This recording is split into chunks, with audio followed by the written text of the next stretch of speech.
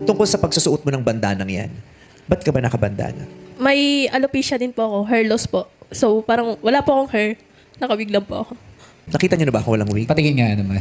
Tanggap nila ako, no? Yes! Oh, Kaya hindi ako nangingimi. Kung makakatulong to para para makakuha ng kahit katiting na kumpiyansa si April, why not? Ang iba ka, April. Ang tagal na panahon, takot na takot ako dito. Di ba magpapakita ng ng walang wig? Nasa punto na ako ng, wala ako ng pake. Meron ng taong mahal na mahal ako kahit wala akong wig. Yes, naman. Hindi na rin ako affected yung sa mga pangit na pangit sa akin pag walang wig. Yung naku, si Kabayon, tatago lang naman yun sa wig. Bala ka. May wig o wala. May nagmamahal dito, no? May wig o wala. At May tumatanggap dito. Bukod kay Ayon, mahal ako ng nanay ko. Oo. Tama. Mahal ako ng mga kapatid ko. May wig o wala. Mahal ako ng pamilya ko. Mahal ako ni Lord.